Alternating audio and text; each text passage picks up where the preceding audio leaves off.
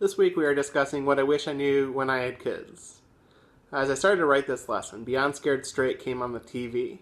It's one of those shows where at-risk kids get yelled at by inmates in the hopes that they'll straighten up their act and take a different path in life.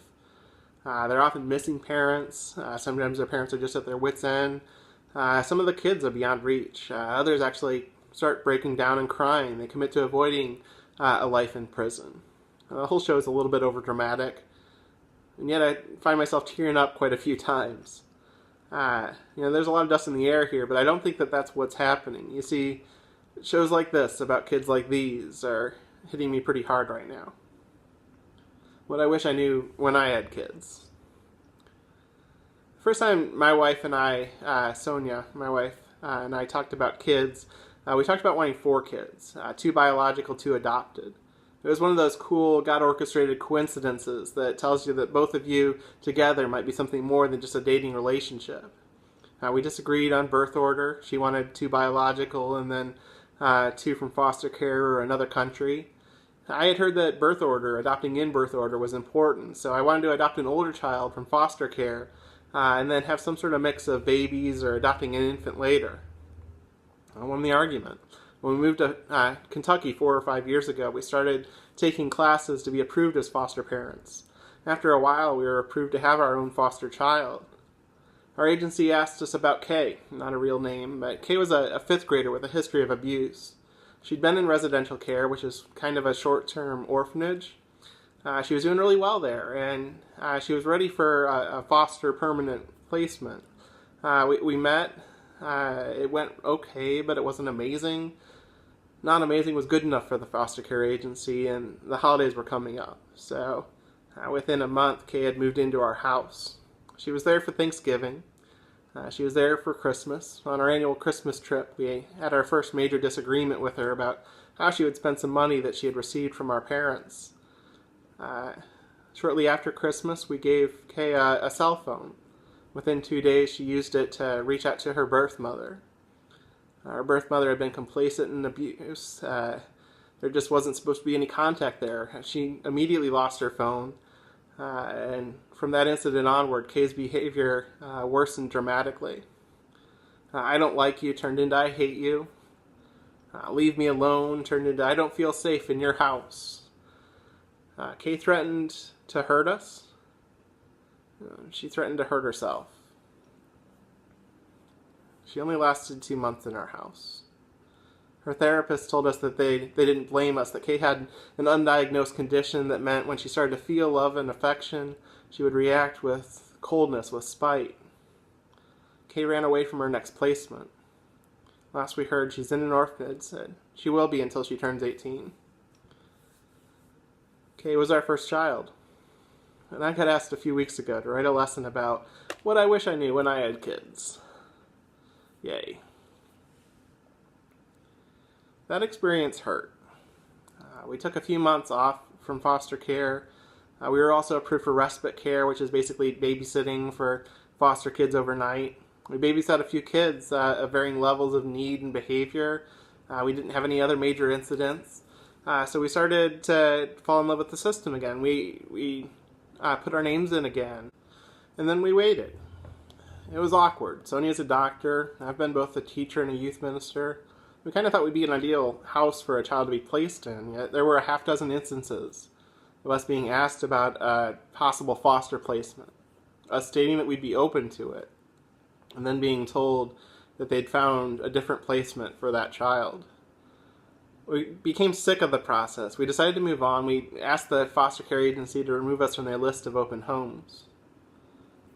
6 months later, when we were considering getting pregnant, the agency called us again. This time they called us about Cole and Lark. Again, not their real names. Lark was a freshman girl. She just started high school. Cole was a 3rd grader. Their mother hadn't given up custody, but she was in jail, so we were told that the system had already moved on to looking for a permanent placement, for a foster home that would turn into adoption. This placement was different from the one with Kay. We hosted a party shortly after we met the kids, before they had moved in. They were at the party, and unprompted, 8-year-old Cole ruled the roost. He had a group of all of our friends, kids, kind of running around him. He was, creating games. They would play whatever game he made up. Lark immediately latched on to a couple adult ladies from our First Church life group. She said they were her favorite people. It felt like the kids were at home. It felt like they should be ours. I tried to drag the process out, but again, it was the holidays, and I think I held out maybe a month or two before Cole and Lark moved in, just in time for Thanksgiving. Cole and Lark had gotten off to a rough start at their previous school, so the fresh start in our school system was great for them.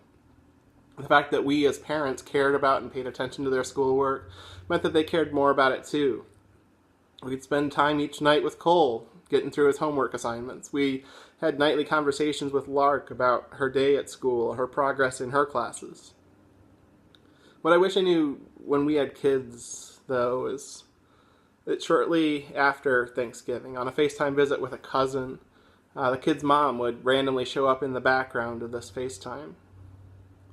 It turns out that she had been released from prison for time served, for good behavior. We were assured by our social workers that this wasn't anything that we should actually be concerned about, that everything was still the same, that these were going to be our kids. A month later, Lark and Cole's great-grandmother died. I took them to the visitation. Their mother was there, and she thanked me for watching her kids, quote-unquote, while she got better. They weren't supposed to be her kids. They're supposed to be my kids. Again, we had massive concern, but again, we were reassured that her mother, that their mother, would not be getting the kids back. 2 months later, Lark and Cole started family therapy. They were told by a judge that they had to meet every other week with their therapist, with their mother. 2 months after that, it was going well, so it moved to weekly. A couple months after that, they started weekend visits. By the end of the summer, we had a transition plan in place. In November of last year, exactly a year from when they had moved in, we met Cole and Lark's mother at a gas station. We handed off the kids, and we said our goodbyes. Lark was our second child, and our oldest. Cole was our third and our youngest. And I got to write what I wish I knew when I had kids. What I wish I knew when I had kids is that this doesn't last forever. Let me say that again. What I wish I knew when I had kids is that this doesn't last forever. You might think that my situation isn't your situation, and you're right. You might think that you have another 5 years or 10 years or 15 years until your kids leave the house, and it might be that way, and I hope it is that way for you.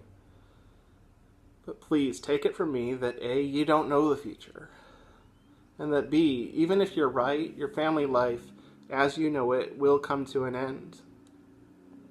For you, social workers, county courts, birth moms, they might not get involved, but that's not the only thing that can affect your family, that can end your family prematurely. Sickness, illness, death happen. Tragedies happen. Divorce happens. Even if you avoid all of that horrible stuff, adolescence still happens. Adulthood still happens. Your immediate family, made up of you and your spouse and your kids, it will change and it will evolve and it will end. This world and all the things in it are not made to last forever. You're going to go through some questions in a bit to sort out some lessons that you can learn, that you can carry forward from my experience. And I think that these are some great biblical lessons that they apply and that they're there for all of us to learn. Your group leaders can guide you through that. I want to say that while Sonia and I are dealing with some anger and some bitterness, we are dealing with it, and we're okay. We're also supportive of the foster care system. We're supportive of that, of adoption in general as Christian practices, even mandates. While Sonia and I would stop short of saying that we wouldn't change anything, we accept everything. We've had 3 children. We intend to have more children. Knowing that this doesn't last forever, we look forward to experiencing it again. Thank you.